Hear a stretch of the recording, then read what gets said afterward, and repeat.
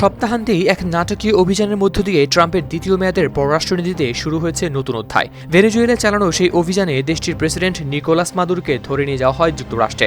বাইরে থেকে এটি দ্রুত, সফল ও নির্ভুল অভিযান মনে হলেও ভেতরে ভেতরে এটি ট্রাম্পের জন্য হয়ে উঠতে পারে এক অশুভ সংকেত। আইনগতভাবে প্রশ্নবিদ্ধ এই অভিযান এখন পর্যন্ত ট্রাম্পের সবচেয়ে বড় পররাষ্ট্রনীতিগত সিদ্ধান্ত। এর মধ্য দিয়ে স্পষ্ট পশ্চিম গোলার্ধে যুক্তরাষ্ট্রের সামরিক শক্তি আরও সরাসরি ও দৃশ্যমানভাবে ব্যবহারের পথে হাঁটছেন তিনি।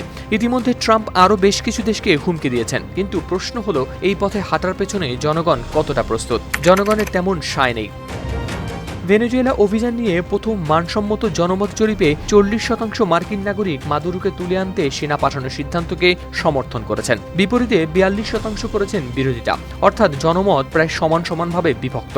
রিপাবলিকানদের বড় অংশ ট্রাম্পের পাশে থাকলেও এটিকে জনপ্রিয়তা বলা যাচ্ছে না। এই চিত্রটি আরও তাৎপর্যপূর্ণ, কারণ অভিযানের আগে জনমত ছিল আরও নেতিবাচক। আগের জরিপগুলোয় দেখা গিয়েছিল ভেনেজুয়েলার সামরিক পদক্ষেপের বিপক্ষে ছিলেন বিপুল সংখ্যক মার্কিনী। সেই তুলনায় বর্তমান সমর্থন কিছুটা বেড়েছে ঠিকই, কিন্তু তাতেও অবস্থান নয় শক্ত। কিন্তু এই ব্যবধান কেন?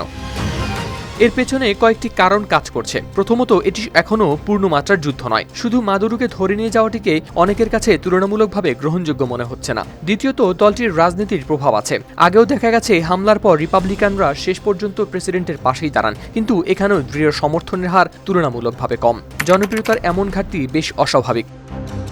ইতিহাস বলছে এমন অভিযানের শুরুতে সাধারণত ব্যাপক জনসমর্থন থাকে। পানামা, গ্রেনেডা, আফগানিস্তান কিংবা ইরাক, সব ক্ষেত্রেই শুরুতে মার্কিনরা প্রেসিডেন্টের পাশে দাঁড়িয়েছিল, কিন্তু ভেনেজুয়েলার ক্ষেত্রে তা হয়নি। দ্রুত শেষ হওয়া, সফল ও কোনো মার্কিন সেনার প্রাণহানি না হওয়া সত্ত্বেও সমর্থন মাঝামাঝি পর্যায়ে আটকে থাকা ট্রাম্পের জন্য কোনো ভালো লক্ষণ নয়। ট্রাম্পের পররাষ্ট্রনীতিতে মার্কিনীদের নেই আগ্রহ।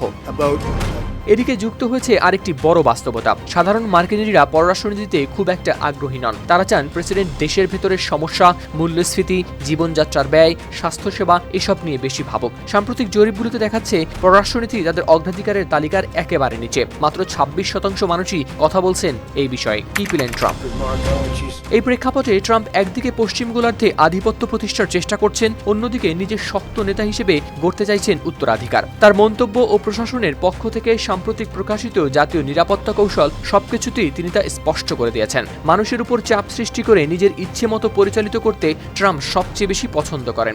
সিএনএনের নিক পেটন ওয়ালাস গেল সপ্তাহে লিখেছেন, অবাধ্য কোনো বিদেশি নেতাকে ক্ষমতাচ্যুত করার চেয়ে বড় শক্তির নিদর্শন আর হতে পারে না। এই ঘটনা নিশ্চিতভাবেই অন্য বিশ্ব নেতাদের কাছে একটি কড়া বার্তা দেবে। বিফলে যেতে পারে ট্রাম্পের মাগা আন্দোলন। ভেনেজুয়েলার এই হামলার কারণে ট্রাম্পের কঠোর সমর্থক গোষ্ঠী বা ঘাঁটি তার দিক থেকে মুখ ফিরিয়ে নিয়েছে। এমনটা মনে না হলেও এটি মেক আমেরিকা গ্রেট অ্যাগেইন বা মাগা আন্দোলনের ভেতরের ফাটলকে আরও বাড়িয়ে দেওয়ার ঝুঁকি তৈরি করেছে। বিষয়টি আরও জটিল হবে যদি ট্রাম্প সত্যিই ভেনেজুয়েলা শাসন করা এবং দেশটির তেল কবজা করার বিষয়ে অনড় থাকেন। ভেনেজুয়েলায় এখনও অনেক কিছুই ঘটা বাকি। ইতিহাস বলে সেখানকার জটিলতা খুব দ্রুতই ট্রাম্প প্রশাসনের জন্য বড় সমস্যা হয়ে উঠতে পারে। শক্তি প্রদর্শনের এই মুহূর্তটি ভবিষ্যতে তার জন্য সাফল্যের চেয়ে সতর্কবার্তা বেশি হয়ে উঠবে, এমন আশঙ্কায় এখন ঘুরে বেড়াচ্ছে ওয়াশিংটনের করিডোরে। হাওলাদার শামীম, RTV।